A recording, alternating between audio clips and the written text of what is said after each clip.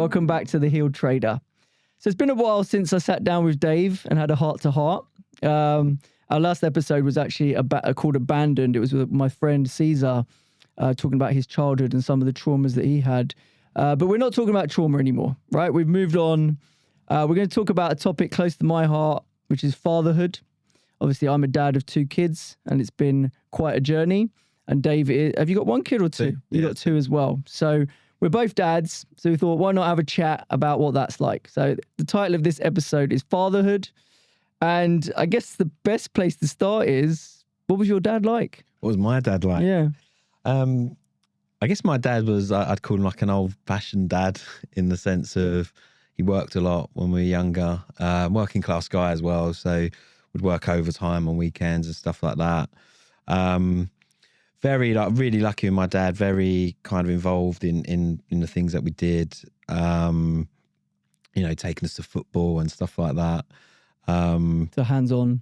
Yeah, hands-on, although I think of him as hands-on, but then like I think now a modern day dad is a lot more hands-on. Yeah, that's like just expected. Changing nappies, stuff like that. My dad never changed a single nappy. No.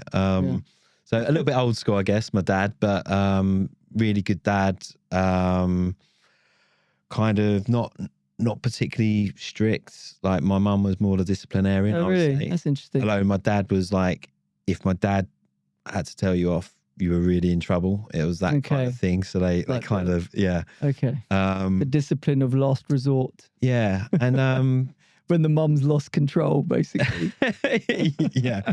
And that was fair, like the wait till your dad gets home from work and you had that whole time to think about it, like, you know, he's going to go mad. I mean, yeah. But do you see yourself in your dad? Like, do you see yourself repeating parts of like the parenting style that your dad had? It's a good question.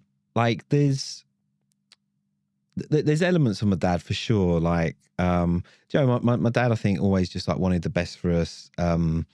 There's little pieces of advice like that that's always stuck with me that came from my dad that I'd always pass down. Like my dad was always very much like, just don't compare yourself to others, focus on yourself. That's the only thing you can control.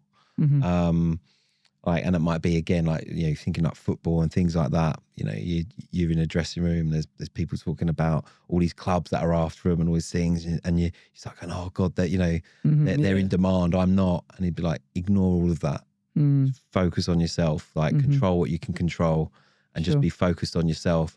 And that's the only thing you can kind of do. Yeah. And so just ignore everyone else. So I think always, and actually, like kind of, I guess, instilled a real confidence in that sense, in that it didn't matter what anyone else was doing, or my only battle, the only race that I'm running is against myself, and no one else really matters. Yeah, that is a good message. Yeah, and then the other thing as well within that same context is, and then not comparing yourself to others, is everyone's starting at different points in the race, so you can't compare because, you know, everyone's been dealt different hand, and you can just play the hand that you dealt, and just play that as well as you can, and you'll probably end up in a good moment.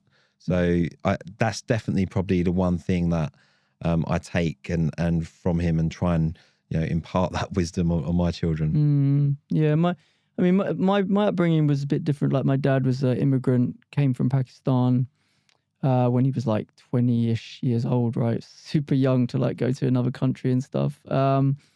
The focus for him was all about, you know, making us secure and getting us educated. And so we didn't have to go through the struggles that he did, right? Because he faced racism, you know, he faced a lot of struggles, a lot of discrimination. So he was like, the way you guys aren't going to feel that is if you're super educated and you can compete with everyone and you can get the best jobs and do all this stuff, right? So that was always his focus.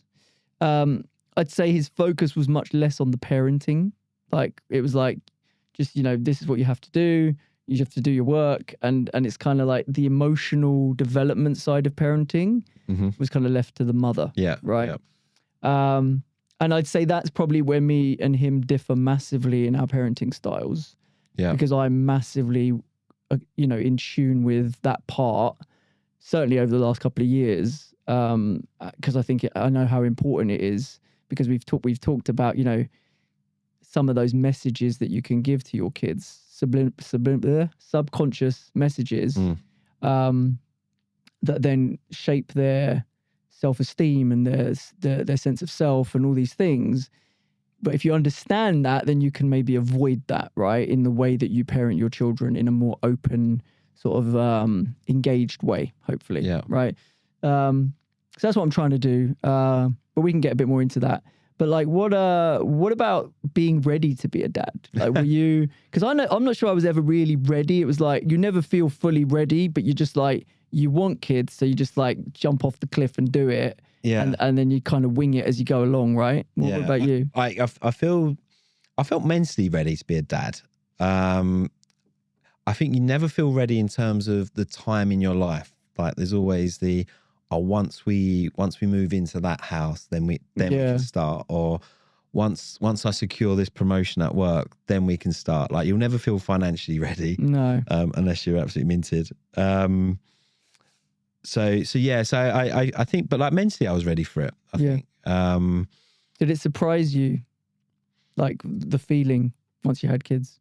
Yeah. And I mean, the first surprise that any parent knows is like just that kind of instant like love that you feel. It's like, I don't think you could ever prepare someone for that. Like there's this thing that's just come into your life. It's fully dependent on you. And you just love it more than anything that you could ever love. And you've never loved anything like it before. Yeah. Right? And that's quite overwhelming. It's crazy, right? Yeah. And it's funny, I joke with, so I've taught quite a lot of students over the years, right? So I interact with like 20-year-olds and stuff. And obviously I'm like double their age and got kids. And we talk about what it's like to have kids and stuff. And I'm like, yeah, it's a love that you've never experienced before.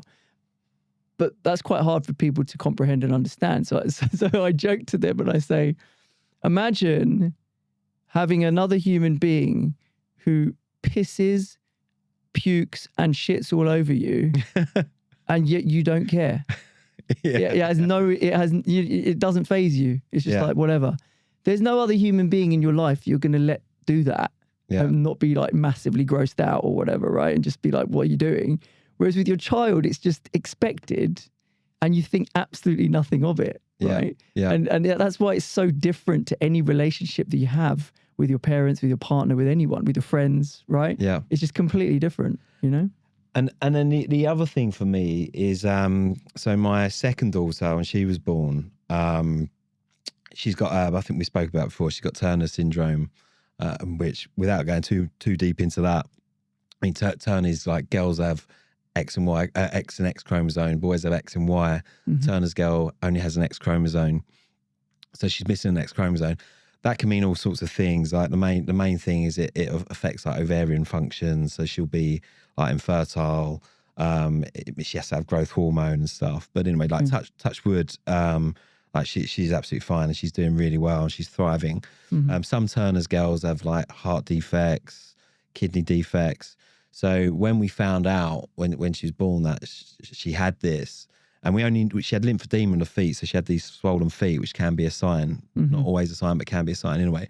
She spent the first 2 weeks in like special care baby unit and stuff. Oh my God. And it's heartbreaking, like, especially as well. We got to a point where my wife had to leave the hospital, so like, and we had to leave her overnight. So we'd be there till like till midnight, 1 o'clock in the morning or whatever. And it's like, right, we need to go home, get some sleep. We'll come back 7 o'clock in the morning. But that was heartbreaking. But again, in that instant, it was like everything else in my life, like nothing mattered more than her just being okay. Yeah, like, it pales into insignificance. And I remember like, so I'm not particularly religious, but I just remember thinking like, if there's anyone up there, like I will give you everything. Just make her be okay. And that sense of selflessness that you feel around your own child, is again like very overpowering. And and I guess that's changed probably a lot of my perspectives on life. How as well, and how I see other people and some of their struggles, because the one thing when you get told that you know you've got a child who's got something wrong with them, you're kind of not prepared for it, but you always think that, like naively, when I see like other parents who have got a child with some sort of bit of disability or something like that, I think previously I always thought in some weird way that you were prepared for that and for that journey that you had to go on. But of course no one is, like, and you have to you have to kind of get ready pretty quickly, and take on that responsibility. And it's and yeah, it's just like it was quite an eye opener to that. So I have a lot of empathy for parents that do have children that struggle for whatever reason, and like so much respect for them, for the job that they're sort of doing, that they didn't have a choice in. That was, again, that was the hand they were dealt. And and it's like, it's an extension of them, that child, right? It's like, they're gonna do whatever it takes. They're gonna do whatever they have to do, right? yeah, because it just becomes your sole purpose in life, basically. And right? it changed my view as well on what it was to be a parent, in the sense of like that. Like I hate it. It's like sometimes, and I don't know if you went through the same thing, like it becomes almost like a fashion accessory to have a child. Like you go through these stages, and people getting obsessed about what pram they're going to have, and all this like nonsense type stuff. Which we probably went through a bit as well. We definitely went to John Lewis and went to prams, to see all the different types of prams. And like now, like I kind of, it's controversial to like talk about the stuff, but like this thing now where people select their child's like gender and stuff like that. Like you realize, and people, oh, do you want a boy or do you want a girl, and all this stuff. It's like you realize, firstly, you do just want your child to be healthy. Yeah. And then also like the idea of like all these expectations people have for their children, it kind of made me realize, do you know what, like our job as parents, like it's like her condition of like Turner syndrome is not my condition, right? It's hers, and it's her journey, and she's on her own journey. I don't own her, and it's my responsibility as a parent is to guide her through her life, and equip her as well as I can in all the ways that I can, for her to have the most fulfilled, successful life that she can, given her abilities and stuff like that. And that goes for both my children. And for me, again, it's kind of changed that idea that all these expectations that people have for their kids, it's fine, but as long as that's not your expectations based on what you want, it's about them, it's about their life and their journey, and you're there to guide them, and you're just there to guide. Yeah, but the problem with it is, like, if you're not aware, you think you're being driven by wanting the best for them.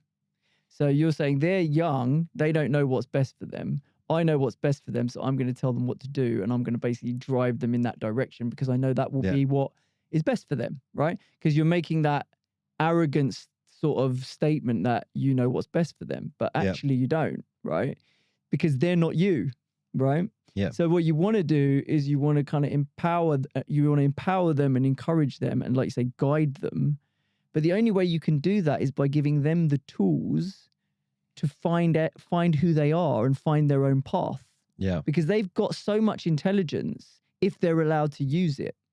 Now, that doesn't mean they know everything from day one, right? Yeah, of course. But they figure it out, just like they figured out how to walk, because they did it over and over again, and they fell and they got up and they walked, and they figured it out, right? The same is true for everything in their life if you allow them to do it and you don't rescue them and you don't save them and you don't solve their problems. Yeah. It's something I experienced, certainly, and I think a lot of men do this. A lot of men who are kind of, high achievers and like have done quite well in life, and they have kids, and the minute their kids have an issue, they try and solve their problem, right? Yeah. Or they straight away try to explain to the child, this is why this has happened. This is what you need to do next time to avoid it, and blah, blah, blah, and blah, blah, blah. And I've been so guilty of this, right? But the reality is half the time when they come to you, they don't want the help. They're not coming to you for help, right? And this is something that my kids have actually talked to me about and learned from their mother. And it's really useful, right? It's the 3 H's basically, right? So usually when kids come to you, there's one of 3 things that they want, right? They either want to be heard, they want to be hugged, or they want to be helped, basically, right? Or when I say hugged, maybe held is what the H stands for, right? But the idea is, do they just want comfort? Are they, are they annoyed? Are they hurt? Do they literally just want comfort and just closeness? And that just to, kind of regulate their nervous system, which is like the popular sort of term these days of what they call it, right? And do they need that? Do they need, to be heard? Like they've got a voice? Do they want to let something out and get it off their mind? Or do they want help, right? And usually if they want help, they're going to ask you for the help, right? Yeah. So you shouldn't rush to give them the help, because it's probably the last of the three that they actually want, and that's in that moment in time. Like when everything's calmed down and stuff, then maybe they want it. But like I've gone through this with my son. He's 7 years old, and like literally like within a week or two ago, it happened to me. He came up to me crying his eyes out. He got into a fight with his sister, like they always do. They drive me bonkers. And I give him a hug for about 30 seconds, and I'm immediately trying to explain to him what happened and what he should have done and why he was wrong about this. And it did not go down well, right? He went off angry at me, and then me and him got into an argument, right? And the reason is because I tried to give him help when all he wanted was comfort. Yeah. Right? Yeah. So what I'm trying to do is I'm trying to catch myself doing that stuff, but I'm also telling them to tell me what they need.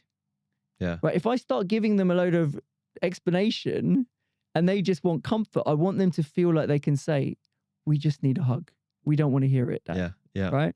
And I don't feel like we were brought up in a way back in the day to feel confident enough to tell our parents, stop, that's not what I need. Yeah. Right? And I feel like if we give our kids that autonomy to actually have that voice and tell us, then it actually allows us to be better parents and give them what they want or what they need.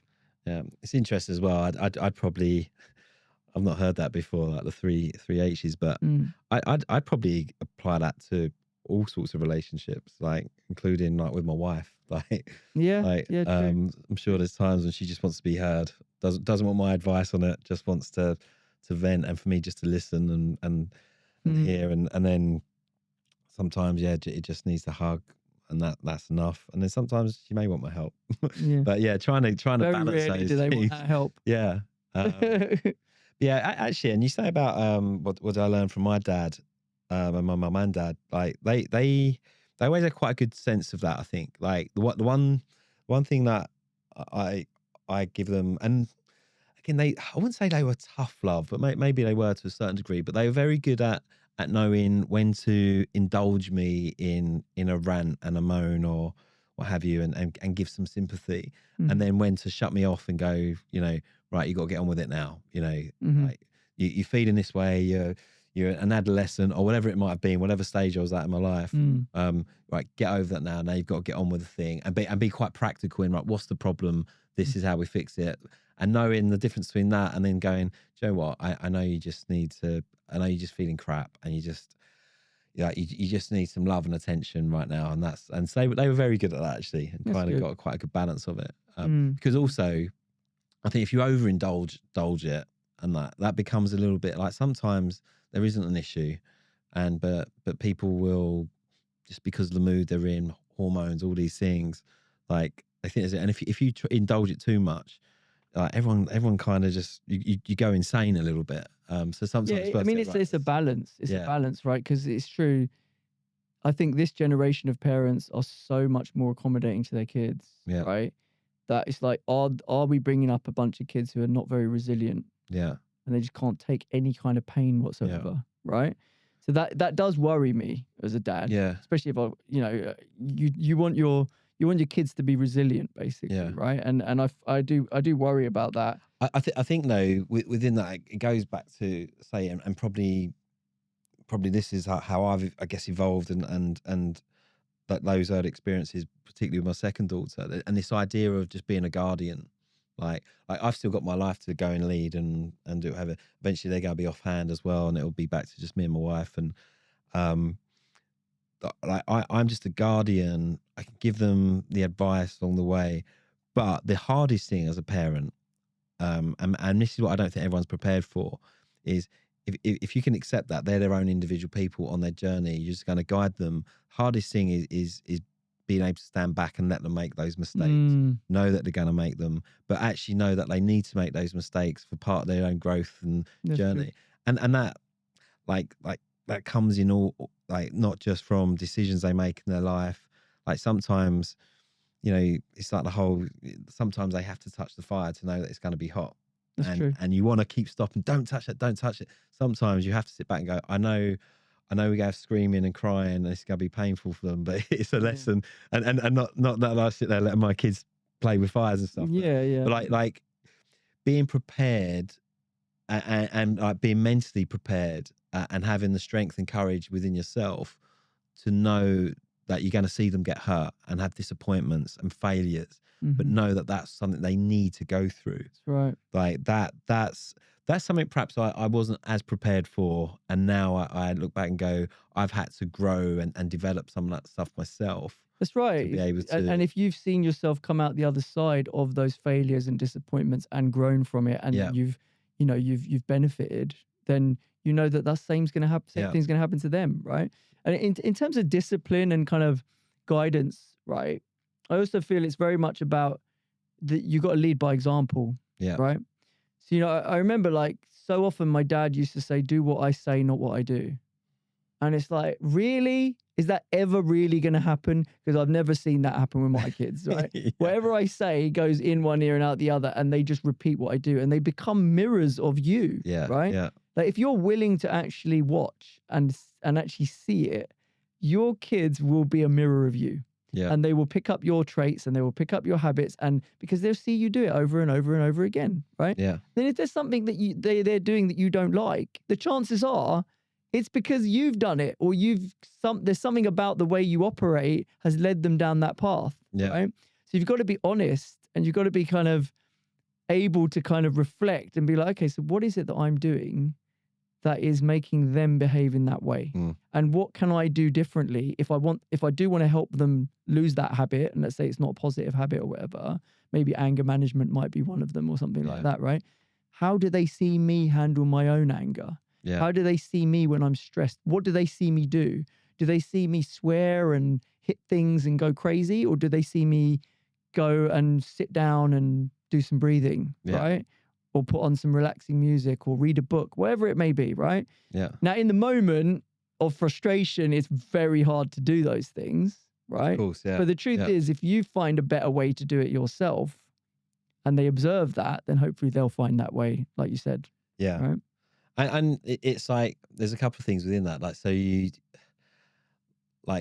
can learn so much from your children, like you really can, if you're open to it. Yeah, if you're willing. And I find there's a lot of parents who kind of, it's like, it's too late for me now, but you do different. My dad says that all the time. But it's like, no, actually you can change. And if you can see the behaviors starting to reflect in your children, that should actually be a bigger incentive to change. So that you don't sort of lumber them with your, baggage. And another story that I think kind of along those lines, and I've told you this before. So when we got our first child baptized, you Catholic church, and I'm not someone who's not particularly religious. Is like, I didn't want to have to go through this kind of whole bullshit process. You had to go for like weekly lessons and stuff like that. I'm busy with work, and I really have to go there anyway. And my wife was like, look, just get in there, drink a cup of tea, just say nothing, and then we leave, and then we do the 6-week course, whatever it was. Anyway, so I was a little bit rude. I used to turn up and not really contribute to discussions, group discussions, and other stuff on my mind. So I'm just ticking the box here so that we can get her baptized. Anyway, one of the group discussions was, and the deacon's wife, who used to make the tea and stuff, used to try and encourage a conversation. Anyway, the topic was, what are your aspirations for your children or your child? And I was just sat back, being rude, drinking my tea, not getting involved. Anyway, so she brought me into it. She's like, well, David, we'd like to hear from you. What's your aspiration for your daughter? And I thought about it, and I was like, do you know what? I don't have any aspirations in the sense of no predetermined, I wanted to be a doctor or a lawyer or all these things. I mean, do you know, I just want her to be happy. I want her to be inspired by whatever she's doing. And I know to do that, she's got to live quite fearlessly, to go after the things that inspire her. She's going to have to be quite fearless. So I want her to live a fearless, inspired life where she's like energized and excited by it. Yeah. She was like, yeah, that's a great idea. And how are you going to get her to live that way? Yeah. And I mean, well, we'll bring, I'm best parent in the world. We're going to bring her up that way. Yeah. And she went, the only way she'll live her life that way is if she sees her mum and dad living their life that way. Yeah. And it was one of those like, oh my God moments. Like you're so, I nearly walked out of there and quit my job and everything. Cause I was like, like I'm fucking moaning about my job. I don't like my job. Like I'm not living fearlessly. Yeah. And it's like, you can't be like, right, I'm living within myself. But I don't want you to. But I want you to explore your pure potentiality and all this stuff and live fearlessly. And it's almost like, but it's funny, isn't it? Because like you're thinking, I'm sacrificing it. I'm not doing all those things. I'm sacrificing so that you can do it. Yeah. But they can't do it unless they see you do it. Yeah. Right? Yeah. Exactly. So it doesn't work that way. No. Right. And just great now, like with the different things we're doing, like be it with this podcast, be it working now in a startup, gone into a completely kind of new industry, doing new things. And the other thing as well is like parents always tend to want to, you know, and you do want to be like the safety and the protection and all that stuff. Like you should be the safe space and the kind of rock, if you like. But it's tempting within that to kind of like just gloss over like your own fears and stuff. And I'm with my kids now a lot more. Like when I'm feeling nervous about doing a podcast or I'm gonna like talk on stage about something, you know, to tell them what I'm doing and let them know that I'm nervous about this, but I'm dealing with it. This is how I'm dealing with it. Yeah. Because again, I think in my head, I don't want them growing up thinking, well, my dad did all this stuff, but it never bothered him. Yeah. He was just good at it naturally. And I've got this feeling, I'm petrified. 100%. My dad never felt that. When they go, you know, my parents felt the same way. Yeah. And they found ways to deal with it, and I'll find ways to deal with it. Yeah, and they'll only learn that if you're vocal. If you vocalize it and you tell them and you bring them into that, and you know they're part of the experience, right? Like I brought the kids into a podcast studio like a few months back, and it was so funny. Like I was interviewing someone, and they were sitting at the end of the table, like doing coloring. Yeah. And they were just being quiet, but obviously they were like finding it quite funny. They're moving their chair, they make a noise, but they saw it all in action, and they saw, you know, the good bits. They saw the bits that went wrong. they saw the bloopers, you know. And I really think that's right. I think if you are trying to do that, live fearlessly, then you got to bring them into the frame. You've got to bring them in, and you got to show them, and you got to expose them to it, and expose them to the mistakes, expose them to the good, bad, and ugly side of it. Right, obviously they're kids, so it can't be too ugly. Maybe, you don't want to traumatize them, but it's just, I just think that will really help them long term. Yeah, and with that as well, like you make the point in terms of not traumatizing your children, like just knowing at what stage they're at in their lives to you know start giving them that exposure and like kind of letting them know the realities of life at the right stages. And again, there's no formula for it, right? There's no, but I think you'll kind of know when. I think they let you know often. It's like all these things, like they let you know when they're ready to start. I don't know. You kind of sort of know when they're ready to start trying solid foods, or you know when they're ready for this, that, and the other. Like so, yeah. Do you one last question before we go, because we're kind of hitting time. But like, do you ever feel sort of overwhelmed, and do you ever feel like the pressure of being the dad, being the security, being that security blanket, being the guardian, you know, all the responsibility that comes with it, that role? Does that ever get on top of you? And how do you think about that? How do you deal with that? Sometimes it does, but when I feel that way, I realize like that's my like ego taking over, and also that ego that wants to control things. And I try and go back to this, like that we're not in control of anything. And so if you just lead with love, then lead with love and accept like things will in many ways work out how they're going to be, and within everything there's a lesson and all that stuff. I think for me that definitely helps. When I can go back into that, it helps because often when that sense of overwhelm becomes from I'm trying to control everything, that's true, and make sure everything's all right. So and then I guess one of the things that's been really interesting for me and where I've got so much more respect for my parents is like when you're younger and you're growing up, you kind of like, and particularly if you can't understand certain things your parents are doing, particularly if they're bad parents, I imagine must be even worse. But like, you kind of think they should have all their shit together, and you realize they're still finding their way. You know, whatever age they're at, they're still trying to understand the world around them and figure things out. And there's a sense of overwhelm at times where I think, like, and again, if I'm trying to think about control, and that's why you can't, but it's like they want me to have the answers. I've not got the answers for myself and on how this is all working out and how it's meant to be or how it's going to go. And that I think can be like overwhelming at times. These people that are dependent on me to have figured my own shit out, and I'm still a work in progress. Yeah. But again, I kind of relax into that with a sense of, do you know what, we're all figuring it out together, and that's part of what being a family is. And again, you lead with love and accept, like, have acceptance around. And know that you're going to make mistakes. Yeah, and be all right with that. Yeah, I mean, there's time. You know, there's all these things we talked about, like the ideal way to maybe parent, or certainly what I think that might be, and the 3 H's and all that. Doesn't mean I'll do it every time. Yeah. Sometimes I won't remember it. Sometimes in the moment I will just get frustrated and scream at them or whatever, and then I'll regret it. But if you lead with love, and if you are open with them, and you have that open relationship with them, you can tell them you were in the wrong. You can apologize. You can say, like, Daddy shouldn't have done this. He should have done it this way. But I'm learning just like they are. Again, right? Which is another way of leading by example, right? You can't want your kids to kind of admit when they're wrong and stuff like that. When you just go, well, I never admit when I'm wrong. Yeah, exactly right. It's horrible as well. Like my kids are 10 and 13 now. So when I admit that I'm wrong, and I'll do it, like particularly the 13-year-old, like, she loves it. Yeah, She's I bet. Like, oh, you were wrong. It's like, I was wrong. Like, but so that's always good fun when I finally admit I was wrong. Okay, you were right. Exactly. And that's what, that's the thing. Like, you want to have a laugh with them as well, right? It's because there'll be an age which they reach where they'll be more interested in their friends, boyfriends, girlfriends. It's not going to be you. You're not going to be the center of their world anymore. Like, my kids are 10 and 7, and I think I'm kind of still the center of their world. But like, maybe in a few years I won't be. So I'm trying to make the most of it. Yeah. Right. Yeah. So if you're listening, guys, I'm trying to make the most of it. And bloody hell, it goes so quick. Like, I mean, yeah, it just goes so much quicker than you think. It's like the truest thing. It's weird with kids. I don't know if you find the same. I don't know, because they're structured with school and stuff like that, but it seems to just fly by.